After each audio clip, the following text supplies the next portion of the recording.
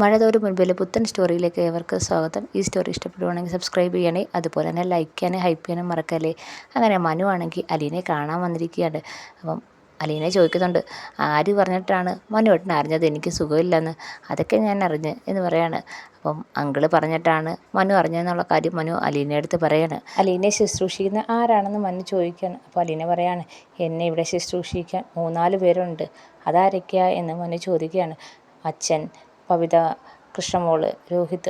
ആഹാ, രോഹിത് ഇപ്പം നിൻ്റെ സൈഡായോ എന്ന് ചോദിക്കുകയാണ്. രോഹിത് മരിങ്ങയില്ലേ എന്ന് മനു ചോദിക്കുകയാണ്.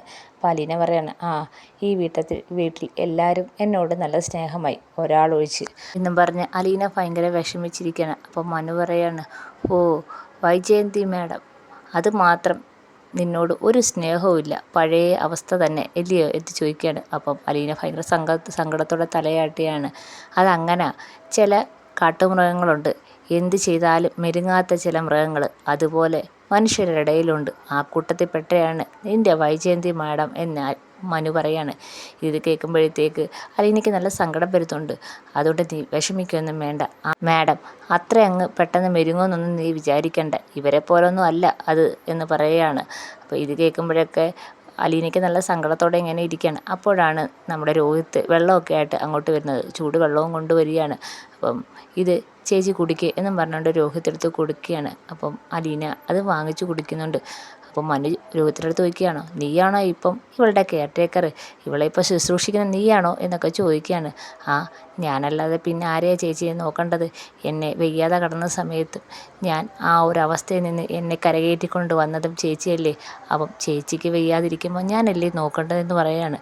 അപ്പോൾ ഇത് കേൾക്കുമ്പോഴത്തേക്ക് മനുവിന് ഭയങ്കര സന്തോഷമാകുന്നുണ്ട്.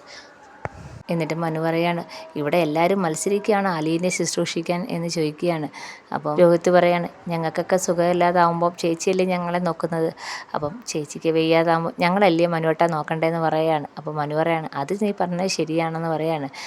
എന്നും പറഞ്ഞുകൊണ്ട് രോഹിത്ത് അങ്ങ് പോവുകയാണ്. അപ്പം മനു ആണെങ്കിൽ അലീനയുടെ അടുത്ത് പറയാണ്, രോഹിത്തിന് നല്ല മാറ്റം ഉണ്ടല്ലേ, ഇത്രയും നല്ല മാറ്റം ഞാൻ ഒരിക്കലും പ്രതീക്ഷിച്ചില്ല, അവൻ ഇങ്ങനെ മാറുമെന്ന് ഒരിക്കലും പ്രതീക്ഷിച്ചില്ല എന്നും മനു പറയാണ്. അപ്പോൾ അലീന പറയാണ്, അവനൊരു പാവമാണ്, ഇതിലൊക്കെ ചെന്ന് പെട്ടുപോയതാ മനുവേട്ടാ. ഇപ്പം ചെയ്ത തെറ്റുകൾ ഓർത്തവന് നല്ല വിഷമമുണ്ട്. മാത്രമല്ല അച്ഛനോടും അതുപോലെ മാഡത്തിനോടും ബബിതയോടും കൃഷ്ണമോളോടും ഒക്കെ അവൻ സോറി പറഞ്ഞെന്നുള്ള കാര്യം അലീന മനുവിൻ്റെ അടുത്ത് പറയാണ്. മനു പറയാണ്, എന്നോട് അവൻ കുറച്ച് സംസാരിച്ചായിരുന്നു, എന്നോട് സോറിയൊക്കെ പറഞ്ഞായിരുന്നു, അവൻ ഇനി പഴയതുപോലെ ആവത്തില്ല എന്ന് മനു പറയുകയാണ്. അങ്ങനെ അലീന പറയാണ്, മനുവേട്ടനാണെങ്കിൽ എറണാകുളത്തേക്ക് പോവായിരുന്നില്ലേ, പിന്നെ എന്താ പോവാഞ്ഞെന്ന് ചോദിക്കുകയാണ്. അത് തനിക്ക് സുഖമില്ലെന്ന് അറിഞ്ഞപ്പം പിന്നെ എനിക്ക് പോകാൻ തോന്നില്ല, തന്നെ ഒന്ന് കാണണം തോന്നി, അന്നേരം ഇങ്ങോട്ട് പോരുന്നു എന്നും മനു പറയുകയാണ്. അപ്പോൾ ഇത് കേൾക്കുമ്പോൾ അലീന പറയാണ്, മനുവേട്ടൻ വന്ന് പോകുമ്പോൾ എനിക്ക് എന്തൊരു ആശ്വാസമാണെന്നറിയാമോ, മനുവേട്ടനോട് സംസാരിക്കുമ്പോൾ എനിക്ക് എന്ത് സമാധാനം കിട്ടുമെന്ന് മനുവേട്ടൻ അറിയാവോ എന്ന് ചോദിക്കുകയാണ്. ഇത് കേൾക്കുമ്പോൾ മനു പറയാണ്, എനിക്കും തന്നോട് സംസാരിക്കണമെന്ന് കുറേ നേരം സംസാരിച്ചുകൊണ്ടിരിക്കണമെന്നൊക്കെ ആഗ്രഹമുണ്ട്, പക്ഷേ താനെപ്പോഴും ബിസി ആയിരിക്കുകയാണല്ലോ. പിന്നെ ഇപ്പോഴാണെങ്കിൽ തൻ്റെ ചുറ്റും ആൾക്കാരാണ്, നമ്മളോടൊക്കെ സംസാരിക്കാനും കുറച്ച് നേരം നമുക്ക് വേണ്ടി ചിലവഴിക്കാനൊക്കെ സമയം കാണുമോ? പിന്നെ താൻ പറഞ്ഞതുപോലെ എല്ലാവർക്കും സ്നേഹം കൊടുത്തു കഴിഞ്ഞ് എന്തെങ്കിലും അല്പം ബാക്കി ഉണ്ടെങ്കിൽ എനിക്കും കൂടെ തരണം, ഞാനും അങ്ങോട്ട് സ്നേഹം തന്നിട്ട് കാത്തിരിക്കുകയാണ്, കൊടുത്ത സ്നേഹം തിരിച്ചു കിട്ടുമെന്നല്ലേ പറഞ്ഞത്, ഞാനും കാത്തിരിക്കുകയാണെന്ന് പറയുകയാണ്. അപ്പം അലീന ഇങ്ങനെ സ്നേഹത്തോടെ മനുവിനെ നോക്കുന്നുണ്ട്. എന്നിട്ട് മനു ആണെങ്കിൽ അലീനയുടെ നെറ്റിയിലൊക്കെ കൈവച്ചിട്ട് പറയാണ്, നല്ല ചൂടുണ്ട്, എന്തായാലും ഒന്ന് ശ്രദ്ധിക്കണം, കൂടുതൽ ശരീരം അനങ്ങി ജോലിയൊന്നും ചെയ്യാൻ നിൽക്കണ്ട എന്ന് പറയാണ്. അപ്പം അലീന പറയാണ്, ഞാൻ ജോലിയൊന്നും ചെയ്യാൻ അടുക്കളയിൽ കയറാൻ ബബിത സമ്മതിക്കുന്നില്ല, ബബിതയ്ക്ക് പറ്റുന്ന പോലെയൊക്കെ ബബിതയും ചെയ്യുന്നുണ്ട്, അതാ എൻ്റെ അത്ഭുതം മനുവേട്ട, ബബിതയാണെങ്കിൽ അടുക്കളയിലൊക്കെ കയറി ജോലി ചെയ്യാൻ തുടങ്ങി, അതൊക്കെ കാണുമ്പോൾ ഞാൻ ആകപ്പാടെ ഞെട്ടിയിരിക്കുകയാണെന്ന് പറയാണ്. അപ്പോൾ മനു പറയാണ്, അതിലേക്ക് വലിയ ഞെട്ടലിലാണ് ഞങ്ങൾ, ഇവർക്കൊക്കെ എങ്ങനെ ഇത്രയും മാറ്റം വന്നതെന്നുള്ള ആലോചനയല്ല ഞാനെന്ന് മനു പറയാണ്. എന്തായാലും ഞാൻ ഇറങ്ങുക, അലീനയടുത്ത് യാത്രയും പറഞ്ഞു മനു ഇറങ്ങാൻ ഒരുങ്ങുമ്പം അലീന പറയാണ്, മനുവേട്ടൻ പോവുകയാണോ, എറണാകുളത്തേക്കാണോ പോകുന്നതെന്ന് ചോദിക്കുകയാണ്. ഏയ് അല്ല, ഇനിയിപ്പം പിന്നത്തേക്ക് യാത്ര മാറ്റി വെക്കാം, ഞാൻ ആൻറ്റിയെ ഒന്ന് കാണട്ടെ, ആൻറ്റിയെ കണ്ടിട്ട് ആൻറ്റിയോട് കുറച്ച് സംസാരിച്ചിട്ട് പോകാം എന്ന് പറയാണ്. പിന്നെ പ്രത്യേകിച്ച് സംസാരിക്കാനൊന്നുമില്ല, എന്തായാലും ഒരു അടിയിലും വഴക്കിൽ ആ സംസാരം തീരത്തുള്ളൂ എന്നും പറഞ്ഞിട്ട് മനു ആണെങ്കിൽ നേരെ വൈജ എടുത്തിട്ട് പോവുകയാണ്. അപ്പോൾ വൈജയുടെ ഡോറിൽ ചെന്ന് തട്ടുമ്പോൾ വൈജ വന്ന് ഡോറ് തുറക്കുന്നുണ്ട്. മനു, എന്താടാ നീ രാവിലെ തന്നെ എന്താ കാര്യമെന്ന് ചോദിക്കുകയാണ്. ഏയ് ഒന്നുമില്ല, എന്തെങ്കിലും വിശേഷമില്ലാന്ന് നീ പെട്ടെന്ന് വരാറില്ലല്ലോ, എന്താ കാര്യം എന്ന് ചോദിക്കുകയാണ്. അലീനയ്ക്ക് സുഖമില്ലെന്ന് പറഞ്ഞു, അതുകൊണ്ട് വന്നതാണെന്ന് പറയാണ്. ഇത് കേൾക്കുമ്പോൾ വൈജയ്ക്ക് ആകപ്പാട് ദേഷ്യം വരികയാണ്. വൈജ ചോദിക്കുകയാണ്, നിനക്ക് നാണമില്ലേടാ, ഒരു വേലക്കാരിക്ക് സുഖമില്ലെന്ന് അറിയുമ്പോൾ ഒന്ന് ഓടി വരാൻ, നിന്നോട് ആരാ ഇത് പറഞ്ഞ്? അങ്കിൾ എന്നെ വിളിച്ച് സുഖമില്ലെന്ന് പറഞ്ഞു അലീനയ്ക്ക്. പിന്നെ അലീനയ്ക്ക് വാങ്ങിക്കേണ്ട മെഡിസിൻ്റെ പ്രിസ്ക്രിപ്ഷൻ എനിക്ക് ഇട്ട് തന്ന്. അപ്പം അത് വാങ്ങിച്ചുകൊണ്ട് ഞാനിങ്ങനെ പോരുന്നു. അപ്പം വൈജ പറയാം, നിനക്കൊക്കെ നാണം ഇല്ലയോ അവളുടെ പുറകെ ഇങ്ങനെ നടക്കാൻ? പണ്ട് ആ ബാലചന്ദ്രൻ മാത്രമേ ഉള്ളായിരുന്നു, ഇപ്പോൾ ഇവിടുത്തെ ബാക്കിയുള്ള എല്ലാവരും അവളുടെ പുറകില്ല. ബബിത ഒരിക്കലും കയറാത്ത അവൾ അടുക്കളയിൽ കയറുന്നു, ഓരോ ജോലി ചെയ്യുന്നു, എന്തൊക്കെ കാണണമെന്ന് പറയാണ്. അപ്പം മനു പറയാണ്, അത് നല്ലതല്ലേ ആൻറ്റി, മക്കൾക്കൊക്കെ മാറ്റം വന്ന് അവർക്കൊക്കെ ബോധം ഉദിച്ചെന്ന് വെച്ചാൽ വലിയ സന്തോഷിക്കേണ്ട കാര്യമല്ലേ എന്ന് പറയാണ്. പിന്നെ ഇതാണ് ബോധം ഉദിക്കുന്ന കാര്യം, വേലക്കാരി അവിടെ പിടിച്ചിരുത്തിയിട്ട് അവൾ അടുക്കളയിൽ കയറി ജോലി ചെയ്യുന്നു, അതാണോടാ നല്ല കാര്യം എന്ന് ചോദിച്ചുകൊണ്ട് മനുവിൻ്റെ നേരെ ചെല്ലുകയാണ് വൈജ. അപ്പം മനു പറയാണ്, ആൻറ്റി എനിക്ക് ആൻറ്റിയോടൊരു വഴക്കുണ്ടാക്കാൻ ഞാൻ വന്നതല്ല, അലീനെ കാണാൻ വന്നപ്പം ആൻറ്റിയും കൂടെ ഒന്ന് കണ്ടിട്ട് പോകാമെന്ന് വിചാരിച്ച് വന്നേ. അപ്പം ആൻറ്റി ഞാൻ ഇറങ്ങുവാണ്, ആൻറ്റിയോട് കൂടുതൽ സംസാരിച്ചുകൊണ്ട് ഇന്ന് വഴക്കിടാൻ എനിക്ക് വയ്യ എന്നും പറഞ്ഞുകൊണ്ട് മനു അങ്ങ് പോവാണ്. അപ്പോഴത്തേക്ക് വൈജയ്ക്ക് ദേഷ്യം വരുന്നുണ്ട്. കാരണം ആരും ഇപ്പം വൈജയോട് കൂടുതൽ സംസാരിക്കാറില്ല. വൈജയോട് സംസാരിക്കുന്നതെന്നാൽ വൈജ അടി ഉണ്ടാക്കാനായിരിക്കും വരുന്നതെന്ന് എല്ലാവർക്കും അറിയാം. അതുകൊണ്ട് തന്നെ ആരും വലുതായിട്ട് സംസാരിക്കുന്നില്ല. അങ്ങനെ മനു അങ്ങ് പോവുകയാണ്. അതിനുശേഷം രോഹിത്താണെങ്കിൽ അലീൻ്റെ അടുത്ത് നിന്ന് മാറാതെ തന്നെ അവിടെ തന്നെ ഇരുന്ന് ഓരോരോ കാര്യങ്ങൾ ചെയ്തു കൊടുക്കുകയാണ്. അപ്പം വൈകിട്ടായപ്പോഴത്തേക്ക് ബബിത വന്ന് ബെല്ലടിക്കുകയാണ്. അപ്പം ചെന്ന് രോഹിത്ത് ഡോറ് തുറക്കുകയാണ്. എങ്ങനെയുണ്ട് അലീന ചേച്ചിക്ക് നിന്ന് ബബിത ചോദിക്കുകയാണ്.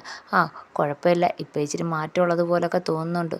ആ പിന്നെ മനുവേട്ടൻ വന്നായിരുന്നു എന്ന് രോഹി പറയുകയാണ്. അപ്പം ബബിത പറയുകയാണ്, ആ മനുവേട്ടൻ വന്നോ?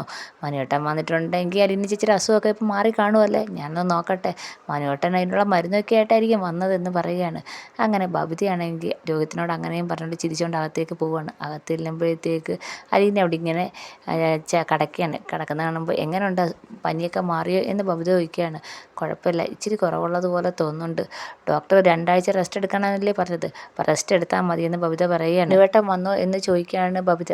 വന്നെന്ന് അലീന പറയാണ്. എന്നെങ്കിൽ അലീന ചേച്ചിയുടെ അസുഖമൊക്കെ മാറിക്കാണുമല്ലോ, അതിനുള്ള മരുന്നുമായിട്ടായിരിക്കുമല്ലോ മനുവേട്ടൻ വന്നതെന്ന് പറയാണ്. ഇത് കേൾക്കുമ്പോഴത്തേക്ക് അലീന ചിരിക്കുകയാണ്.